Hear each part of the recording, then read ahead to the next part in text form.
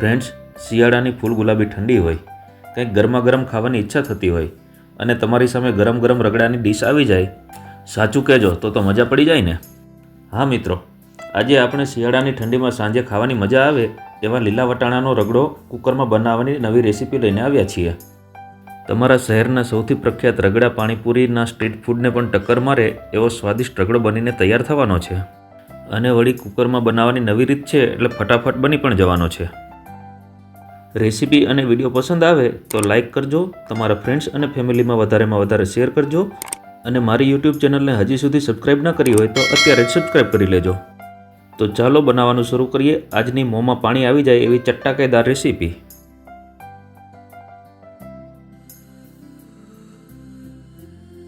સ્વાગત છે તમારા બધાનું આપણી યુટ્યુબ ચેનલ ચાંદની રેસીપીમાં. કુકરમાં રગડો બનાવવા માટે સૌપ્રથમ આપણે ગેસ ચાલુ કરીશું અને ગેસની ફ્લેમને એકદમ ધીમી રાખીશું. હવે ગેસ ઉપર એક પ્રેશર કુકર મૂકીશું. લીલા વટાણાનો રગડો બનાવવા માટે આપણે 500 ગ્રામ ફ્રેશ લીલા વટાણા ફોલીને ઉમેરીશું. 2 નંગ સૂકી ડુંગળી પાતળી અને લાંબી કાપીને ઉમેરીશું. 2 નંગ ટમેટા 1/2 ભાગ કરીને ઉમેરીશું.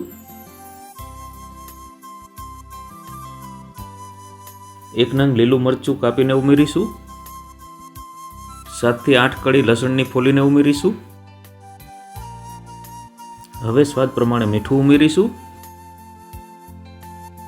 અડધી ચમચી હળદર પાવડર ઉમેરીશું. આપણે આ રગડો લીલા વટાણાનો બનાવી રહ્યા છીએ અને વટાણાનો કલર એવો ને એવો લીલો જળવાઈ રહે એના માટે 1 ચપટી ખાંડ ઉમેરીશું. હવે પ્રેશર કુકરમાં 2 કપ પાણી ઉમેરીશું. હવે મીડિયમ સાઇઝના બટેટા 5 નંગ પાણીથી ધોઈને છાલ ઉતારીને ઉમેરીશું.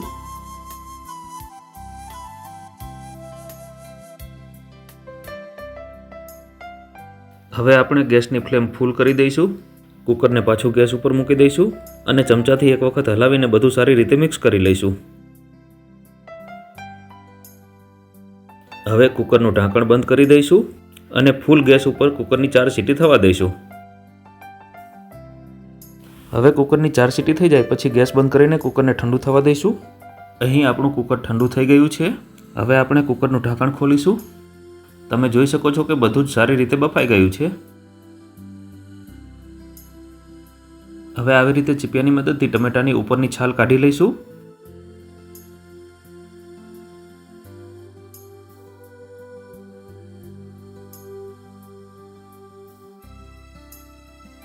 હવે પહેલાં આપણે બફાઈ ગયેલા બટેટાને કુકરમાંથી બહાર કાઢી લઈશું.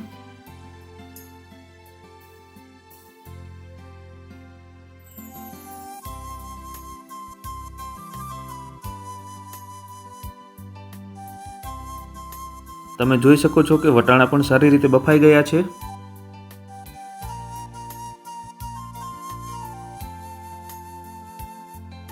હવે આપણે વટાણા અને બટેટાને કુકરમાં જ આવી રીતે મોટા મેશ કરી લઈશું. સાથે સાથે આવી જ રીતે લસણની કળીને પણ મેશ કરી લઈશું. રગડામાં બાફેલા લસણનો ખૂબ જ સરસ સ્વાદ આવતો હોય છે. ફ્રેન્ડ્સ, કુકરમાં બટેટા પૌવા બનાવવાનો વિડીયો આપણી યુટ્યુબ ચેનલ ઉપર મૂકેલો છે, જેને તમારા બધાનો ખૂબ જ સારો પ્રેમ મળ્યો હતો. આ વિડીયોની લિંક હું નીચે ડિસ્ક્રિપ્શન બોક્સમાં મૂકી દઈશ. વટાણા અને ટમેટાને આવી રીતે અધકચરા મેશ કરી લઈશું. હવે ફરીથી ગેસ ચાલુ કરીશું. ગેસની ફ્લેમ મીડિયમ રાખીશું અને કુકરને ફરીથી ગેસ ઉપર મૂકીશું. હવે બાફેલા બટેટાને ખમણીની મદદથી આવી રીતે કુકરમાં ખમણી લઈશું. બટેટા થોડા ગરમ હોય ત્યારે જ આવી રીતે ખમણી લેવા. બટેટાને આવી રીતે ખમણીને ઉમેરવાથી બટેટાના ટુકડા કે ગાંઠા નહીં રહે. બધા જ 5 બટેટાને આવી રીતે ખમણી લઈશું. હવે બટેટાના છીણને આ રીતે હલાવીને કુકરમાં વટાણા સાથે સારી રીતે મિક્સ કરી લઈશું અને જે રીતે વટાણા અને ટમેટાને મેશ કર્યા છે એવી જ રીતે બટેટાના છીણને પણ મેશ કરી લઈશું.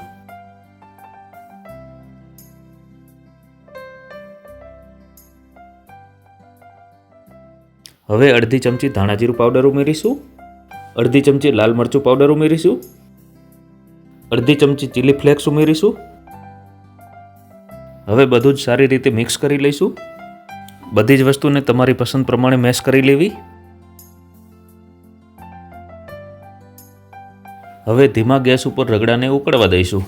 હવે તમારે રગડાની થિકનેસ જે પ્રમાણે રાખવી હોય એ મુજબ પાણી ઉમેરવું. અમે અહીં 1 કપ પાણી ઉમેર્યું છે. હવે રગડાને ધીમા ગેસ ઉપર ઉકળવા દઈશું. ફ્રેન્ડ્સ, અમારો વિડીયો તમે ક્યાંથી જોઈ રહ્યા છો અમને કોમેન્ટ કરીને જરૂરથી જણાવજો, જેથી અમે તમારો આભાર વ્યક્ત કરી શકીએ. રગડામાં તમારી પસંદગીની થિકનેસ આવી જાય ત્યાં સુધી રગડાને ઉકળવા દઈશું. હવે જ્યાં સુધી રગડો ઉકળે છે ત્યાં સુધી આપણે વઘારની તૈયારી કરી લઈએ. એના માટે આપણે વઘારિયામાં 2 ચમચી જેટલું તેલ લઈશું અને બીજા ગેસ ઉપર તેલને ગરમ થવા મૂકી દઈશું. હવે તેલ ગરમ થઈ ગયું છે. અહીં આપણે ગેસને બંધ કરી દઈશું. હવે ગરમ તેલમાં અડધી ચમચી જીરું ઉમેરીશું. 1 ચમચી કાશ્મીરી લાલ મરચું પાવડર ઉમેરીશું. બંનેને ચમચીથી હલાવીને મિક્સ કરી લઈશું અને પછી રગડા ઉપર આ વઘારનો તડકો મારી દઈશું. હવે ચમચાની મદદથી હલાવીને બધું સારી રીતે મિક્સ કરી લઈશું.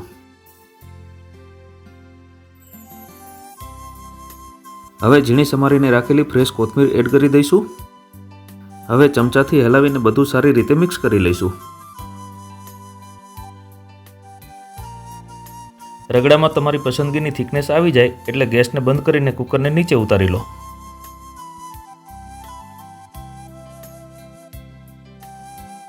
હવે ફુદીનાની અને ખજૂર આંબલીની ચટણીની પેસ્ટ લઈને એની ચટણી બનાવી લઈશું. જો તમારે તૈયાર પેસ્ટનો ઉપયોગ ના કરવો હોય તો આ ચટણી તમે જાતે ઘરે પણ બનાવી શકો છો. અહીં તમે જોઈ શકો છો મેં રગડાની આ રીતની થિકનેસ રાખી છે. હવે રગડા માટેની 1 પ્લેટ લઈને એમાં ગરમ ગરમ રગડાને સર્વ કરીશું. હવે ગરમ ગરમ રગડા ઉપર 1 ચમચી કોથમીર મરચાં ફુદીનાની ગ્રીન ચટણી ઉમેરો. 1 ચમચી ખજૂર આંબલીની ચટણી ઉમેરો. આ બંને ચટણી તમે તમારી પસંદ પ્રમાણે વધારે કે ઓછી ઉમેરી શકો છો. હવે ગાર્નિશ કરવા માટે ઉપર થોડી એકદમ ઝીણી કાપેલી ડુંગળી ઉમેરો. હવે ઝીણું કાપીને રાખેલું લીલું મરચું ઉમેરો. થોડી ઝીણી સેવ ઉમેરો. રગડાને ગાર્નિશ કરવા માટે તમે ઝીણા સમારેલા ટમેટાં અને દાડમના દાણાનો પણ ઉપયોગ કરી શકો છો. થોડી ઝીણી સમારેલી કોથમીર ઉમેરો. તો ફ્રેન્ડ્સ, શિયાળાની ઠંડીમાં ખાવા માટે ગરમા ગરમ રગડો હવે બિલકુલ તૈયાર છે. તમને મારી આ લીલા વટાણાનો રગડો કુકરમાં બનાવવાની રીત અને વિડીયો કેવા લાગ્યા કોમેન્ટ કરીને મને જરૂરથી જણાવજો. વિડીયો પસંદ આવ્યો હોય તો લાઇક કરજો, તમારા ફ્રેન્ડ્સ અને ફેમિલીમાં વધારે શેર કરજો અને મારી યુટ્યુબ ચેનલને સબસ્ક્રાઈબ જરૂરથી કરજો. ફરી મળીશું આવી જ નવી સ્વાદિષ્ટ, ચટપટી અને ચટાકેદાર રેસીપી સાથે. ત્યાં સુધી બધાને જય શ્રી કૃષ્ણ. અમારો વિડીયો જોવા બદલ તમને સૌને થેન્ક યુ વેરી મચ.